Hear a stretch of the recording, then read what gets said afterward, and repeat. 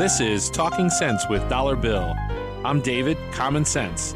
Complicated issues like business operations and taxes require complex explanations. Talking Sense with Dollar Bill will explain these issues in plain language and have fun doing it. We must disclose that all opinions expressed on the show are of the hosts, and we advise that you consult a tax professional or attorney regarding any financial or business decisions. We always encourage your questions. Email them to us at info@talkingsensewithdollarbill.com. That's sense with a C. And now, without any further ado, I give you your host, Dollar Bill. And welcome to another show. Welcome, folks, to another episode of the show. I'm your co-host, Dave Common Sense, bringing you some straight talk for Northeast PA listeners and beyond on Spotify and RadioBull.com. As always, I'm joined by our host, Dollar Bill. How you doing today? Very well. Awesome. Today, we're diving into a topic that every small business starter should know: sole proprietorships. The article that we're unpacking is called "What is a Sole Proprietorship and 8 Advantages?" It's by Amy Lin and published in SmartBrief. Bill, what is your initial take on why so many folks kick off their businesses as sole proprietors? Because in their own mind and in a lot of people's perspective, it seems to be the easiest approach. Here, I have a business. I'm going to go ahead and start it. The problem is, what is the name of the business? Because if you're going to be a sole proprietor, that can have an impact on how you approach the record keeping and the processes that you may need to address. Now, is this because you can have a sole proprietorship under your own name as opposed to coming up with a fictitious name or an assumed name? That's correct, yes. Okay. And if you do go in that direction, no matter what you do, there are filing fees and there are processes that you have to comply with. Okay, sounds good. Well, we've set the table, and now it's time to dig in. Up next is our quotes segment, which is brought to you by Harvest Inc., a premier human resources consulting firm right here in Northeast PA. They make workplaces better. So let's get started. First up, we've got a quote from Warren Buffett, and he said, "It's better to hang out with people better than you. Pick out associates whose behavior is better than yours, and you'll drift in that direction." That sounds like a challenging opportunity to try to find how you define who's better than you. Yeah, it's pretty subjective. This comes from a 2001 interview with the Omaha World Herald that Warren Buffett did. Yeah, and what does that mean? Who's better than you, and how do you work into that circle that you perceive is better than you? Yeah, I suppose we could try to think about what Warren Buffett means by that, like what he would say better or worse is. Exactly, and the fact of the matter is that just because you have money doesn't make you better. I would wholeheartedly agree. I bet he would agree. I think so, but the nature of understanding what the group that you're trying to associate with is involved in, or how they conduct their business activities, is part of what you should be evaluating.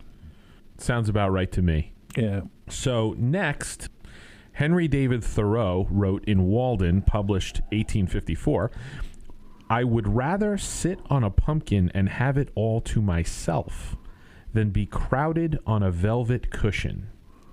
How about that one? Well, that's an intriguing perspective. He's running out of room on the velvet.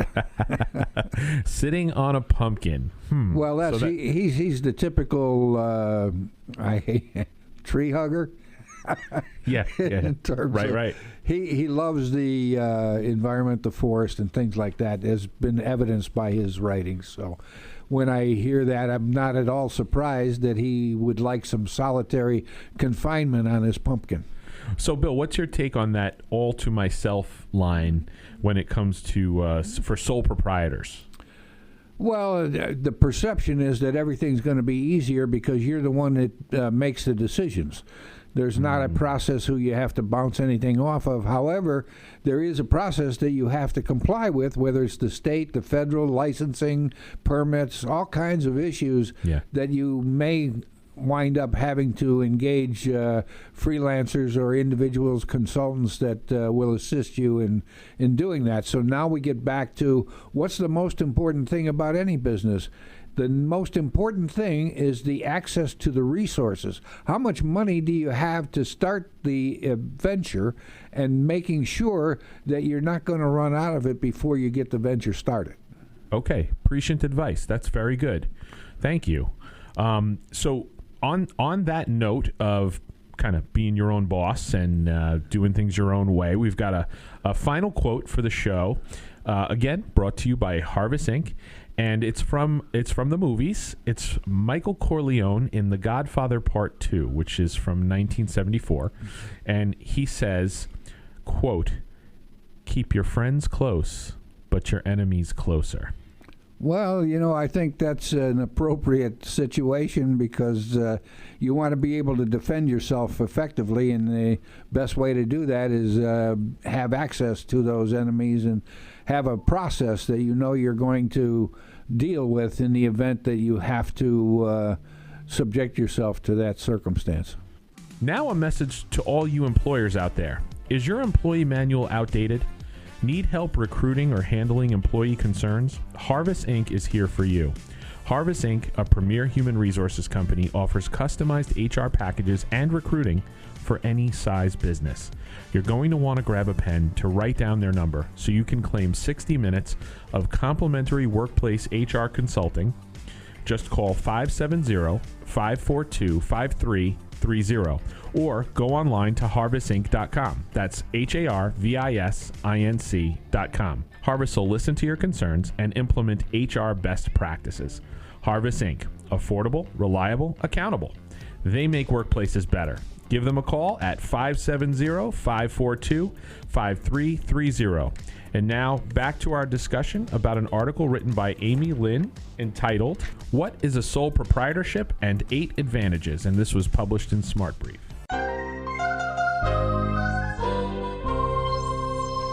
So let's dive into this article, Dollar Bill, shall we? Why not? Okay. The article starts off by saying, did you know that most small businesses start as sole proprietorship? It would seem to me that that's where the idea comes from, is an individual decides to go ahead and commence attempting to make money. Yeah, absolutely. So what if you're thinking about starting by yourself, but then you want to move into new ground and bring on staff and things like that in the future? Does it make sense to start as a small proprietorship? No matter what type of business you're going to start, you've got to do a fair amount of homework before you commence the business. And that's the real problem that a lot of people don't realize, is checking to see if there's materials or copyrights or trademarks or other issues that you might have to address before you commence the actual activity of the business. So that homework in trying to set up how much money you're going to spend, whether you can open a business as little as $300-400 if you buy some merchandise and then make it available to people. But did you then register for the responsibility of collecting sales tax? So there's issues that you need to anticipate and develop a plan. Gotcha. So the article actually says sole proprietorship offers many advantages, including easy setup, simple tax filing, and complete decision-making power, all with minimal paperwork. Would you agree? Well, yeah, that's part of the problem, actually. Really? Because you haven't really identified all of the issues that you need to address, and you haven't developed a sound plan because you jumped in and you didn't put your toe in to see what it was like. You jumped in, and the next thing you know, you might be sinking. And generally speaking, if that's the way they start, why is it that so many businesses fail? Wow. That's really, really important insight. Well, that's what experience will do for you. Yeah. So Amy Lin goes on to say, if we were to describe a small and medium-sized business, SMB, owner's life using a movie title, we'd say everything, everywhere, all at once. That's what I just said. Jump in. Yeah. Yeah. And the problem with jumping in is you might be in over your head. So what do you do? How do you swim? Well, you've got to anticipate what it is you're going to do and how you're going to do it and how much money you're going to generate, how much money you're going to spend before you do it, and where do you cut it off? Where do you walk away from it if that's the case? So a sole proprietorship, as wonderful as it sounds, is the stepping stone as long as you've done your homework. Okay, and the stepping stone to developing a business where you might be eventually taking on partners, reforming, reorganizing, develop a corporation. There's a lot of things that you might want to anticipate. In my career over the long haul here, individuals would go to work for somebody and they were an employee, and then they decide, well, I'm going to go out on my own. So there's things like that. However, most of the working workforce wanted to get their gold watch and stay with the company for 50 years, retire, and ride into the sunset. Well, that was the philosophy many years ago. Then as it evolved, people realized you may not work out that way, so you need to have an alternate plan. And so people would come in, I'm going to start this business, and I want to do this and that and the other thing, so how do I get out of it at the end? You mean like an exit plan? Exactly, and that's exactly the point. So suddenly the process of the evolution of starting your own business and knowing that someday you may end that business, or you expect to achieve a sale of the business and then ride into the sunset because you will have developed a value that was worth quitting because it was time to call it a day. It seems like it makes a lot of sense, though, if you want to start a business eventually, to start out in a bigger company and learn the skills that you want to use in your service business, or learn the products that you want to use in your product business. Yes, there's a case where I had a gentleman who was in the tool and die industry, and he worked in a large manufacturing firm and worked there and learned a lot of the types of equipment and the types of things and the blueprints and the way to manage things. And of course that industry has evolved with CNC machines, and there were old Bridgeports and lathes and just a whole array of different products that almost are obsolete today, but there's a few people out there that can still use those things, and they're very creative, and they get into fabricating metals and all kinds of issues that unfortunately I don't think our younger people have the perspective, because they think the machine, you turn it on and it creates the thing, but that right. Isn't necessarily so. Yeah, a big part of operating machines, certainly in days past, was fixing the machine too, right? Not only fixing the machine, but understanding how it arced and how the formulas to create the curves and the processes, where these people knew how to actually create that. And then as the machine became more mathematically competent and capable, then they didn't have to do that. And then you had the materials problems, which, wires and things that cut steel. And it's just an amazing circumstance where the craft is pretty much gone, but the ability to use the equipment, if you have the appropriate training, you can get the equipment to function effectively. It's just that you may need to find out that you could have a couple of faults, and you better be able to cover the errors as well as the successes. Probably in today's manufacturing world, though, you do need to have the ability to fix machines as they break down, and things along those lines. Yeah? And a lot of the machines now, they just essentially call them robotics.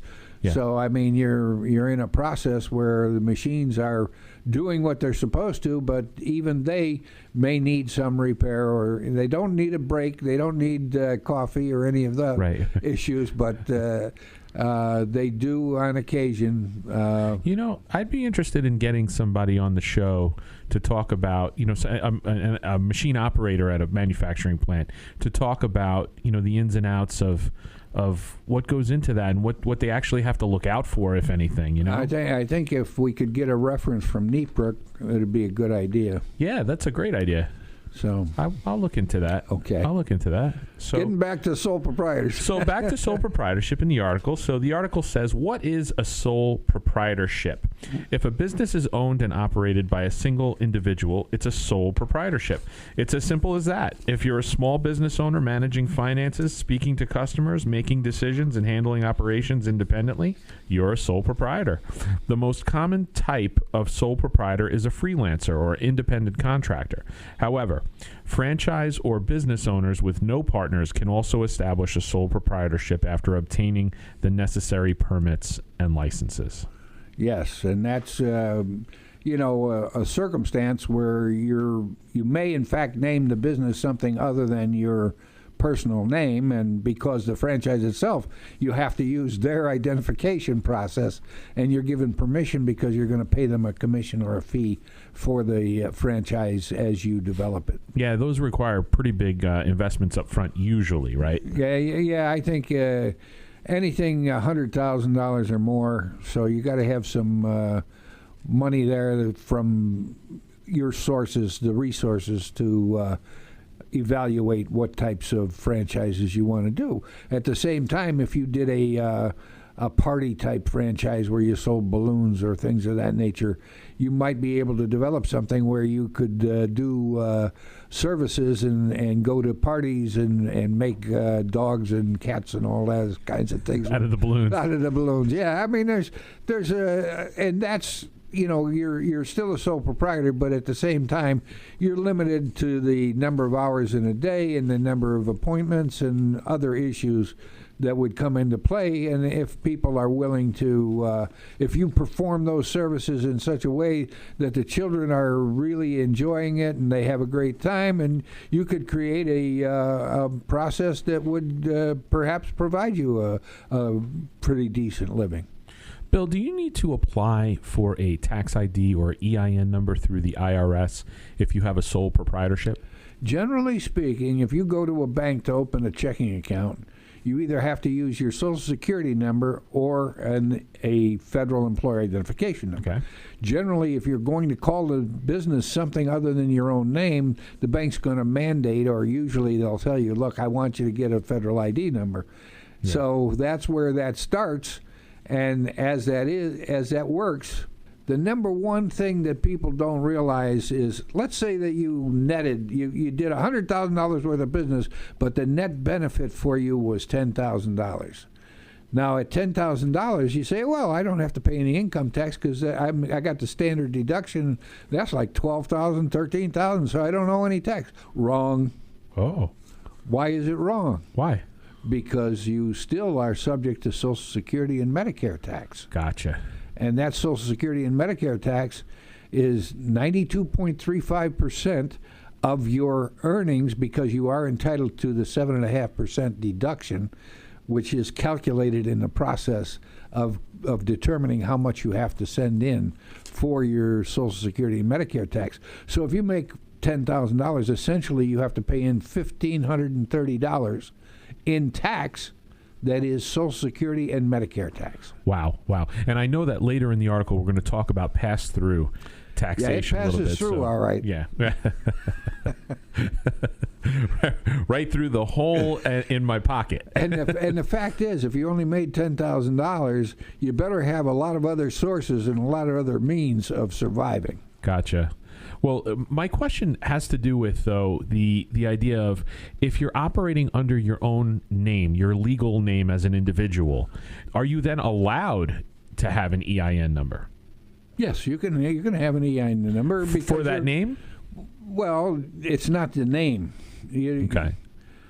The nature of your activity, like I said, it's a reporting process, and the banks generally, if you do use your Social Security number, the bank isn't going to care, because as far as they're concerned, it's a personal account. I see.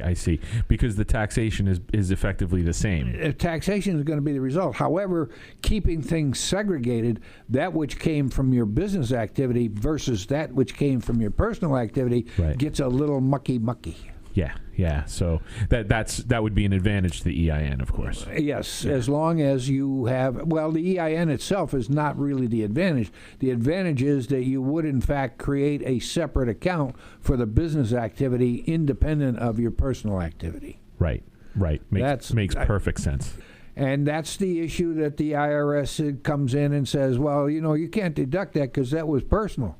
And so now this personal expenditure, let's say you made your estimated tax payment. Well, the estimated tax payment's not deductible. It came out of your money, but it doesn't matter because it's part of your tax. So for federal income tax, it's not deductible. Only the half that is your Social Security and Medicare is deductible, and you've already covered that when you did your return on the Schedule C. There's a Form 1040 Schedule C is where you report your business activity. I get very frustrated because, in my opinion, I want a balance sheet and I want a profit and loss statement. I want accountability as it relates to the conduct of your business, even if you're the one making all the decisions, because some of your decisions may not be appropriate in the circumstances and the consequences of the IRS coming in and saying, well, we're going to adjust your income. You erroneously deducted $10,000 when you shouldn't. Now, let's say that you have other income in your joint return and you're in the 20% bracket. Well, if that's the case and you misquoted or miscoded $10,000, you're going to owe $2,000 of federal income tax plus 15.3% Social Security and Medicare tax. That's 35.3 plus the state, which is another 3. That's 38. You're up to 40%. The penalties and interest get up to 25% on top of that. Where's the money going to come from? Bill, I just made a note to myself to keep my receipts, which I do already. Sure. But the nature of it, generally speaking, when you have a sole proprietorship or any business, as long as the expenditure is essential and necessary for the operation of the business, it is deemed to be a deductible incurred. Okay? Okay. And that's a kind of an iffy thing, too, because there are certain things when you start getting into legal expenditures, some of them are deductible, some of them have to be capitalized, and some of them are not deductible at all because it goes on a very fine line of what you can and cannot deduct. Awesome. Thank you for that overview. Detailed overview, actually. Well, maybe more than anybody wanted. I think it was very helpful. The article talks about, did you know most small businesses start as sole proprietorships? Research shows that over 80% of small businesses in the U.S. are solo businesses. Many SMB owners are proving that going solo is the new corner office. I think that if you have an environment where you're able to provide the service and get paid for the services you provide and are able to sustain the personal living that you like or you're satisfied with, it's the right way to go because your expenditures are going to be, and that's why you should make yourself aware of what are called fractional executives that might be able to assist you where you hire them on an hourly or a temporary basis and they're independent and you don't owe any payroll taxes or things of that nature because they have their own licenses or their own issues that they're not coming into work as an employee because that's a whole nother ballywick of issues when you start hiring employees. Absolutely. And so the article says your responsibilities as a sole proprietor usually involve, and then it lists out 5 areas here. So I'm just going to list them, but maybe I'll list them. We'll go one by one and you can give us some opinion on these. The first one they list is business management. It says from day-to-day operations to long-term strategy, you're in charge of steering your company's direction. Yeah, and what that essentially means is you're the one doing whatever it needs to be done. Right. But the problem is when you get this document process where you have to keep track of things, hopefully you might have a cash register. So that'll document what you did for the day. At the end of the day, you're not done until you've wrung out the cash register and balanced it and made sure that the information is accurate and it compares to the money you collected for the day or other circumstances. I always think about George Bailey at the Bailey Savings and Loan from It's a Wonderful Life, how at the end of the day they did their were a little accounting. short. Yeah, they were, yeah. But they did their accounting at the end of the day, like you're saying, And the same thing like I've talked about before, where you're in a grocery store where you need to change cashiers or individuals at the checkout line, and when you do, you want to check out the drawer and make sure that it corresponds to what that clerk or that cashier actually conducted their business. So you might do it every 2, 3, 4 hours. That just depends on the circumstances. The next item on the list is finance management. You're responsible for every penny that flows in and out, so tracking daily expenses, ensuring a healthy cash flow, and settling debts are crucial. And this sort of dovetails on what you were just saying. Right, and I tend to focus on cash flow. That's Yes. the number one issue, because if you ain't got the money, you don't have the means. That's really, really important advice. Marketing and sales, whether it's designing promotional campaigns or retaining and acquiring customers, you'll act as both the marketer and salesperson to keep your business growing. And that's the normal process, but at the same time, hopefully you've been able, or you might find some individuals who have expertise in that particular area, and you don't just go out and willy-nilly and try to develop business, because a lot of times having people that you know are interested in the product or the services is a good market, so you have to develop how you create your target. Now, this one's near and dear to my heart, compliance management. You should ensure your business meets industry-specific safety standards and compliances, follows local zoning laws and regulations, and maintains accurate business records and tax returns. Well, unfortunately, as complicated as that may sound, it's a reality, and you have to comply with regulations, and it all depends on who drafted the regulations and where you can find them, and you might need a marketing and or an individual who has a background in zoning and things of that nature in order to make sure your business is going to survive. Very true. And, this is where an employee handbook comes in handy, right? Exactly. So that's like Harvest Inc. provides those and lots of other kinds of services along those lines. So the next item on the list is risk management. You should protect your business and personal assets through insurance, solid contracts, and careful planning for a rainy day and business continuity. Well, the concept of solid contracts mean you better understand what the contract says. Absolutely. So now you're into legal assistance. Yeah. So fractional people are going to be relative and needed as you evaluate each of the 5 different areas that she has identified. We've covered a lot from Amy Lin's article, but listeners, if you want to dig deeper, here's a suggestion. You could check out the Small Business Administration's website, sba.gov. They've got a whole section on business structures, including sole proprietorships, straight from the source. Bill, any thoughts on that? Well, the other area that you might want to contact is the SCORE, the Service Corps of Retired Executives. Oh, yes. And also, local colleges usually have a small business development center that you could attend depending upon what region you're in, and you can get some assistance there that is usually quite effective, because they'll also give you the opportunity to take some courses and things that will assist you in recognizing where you want to take your business, and hopefully you're going to take it to new heights. Yeah, and you've taught at colleges, haven't you, Bill? Yes, yeah. I was an instructor on the faculty at Luzerne County Community College and at the other organization there, Lackawanna Junior College. And I've also done training for the Small Business Development Center for the University of Scranton when they were doing some developmental things to help individuals who were challenged to become entrepreneurs themselves. That's really great. It's listeners out there. These are great resources that you may want to avail yourself of. And if you go to one of these universities and you talk with a professional there, you may just be talking to the next dollar bill. So, well, folks, we're wrapping up another Penny Smart episode of Talking Sense with Dollar Bill. Today, we tackled, quote, what is a sole proprietorship and 8 advantages. At least we tackled the first half. And next week, we're going to talk about the second half of that article by Amy Lin and published in SmartBrief. And it's a solid guide for anyone thinking solo in business. It's been great unpacking this with you, Dollar Bill, and especially to receive your accounting know-how.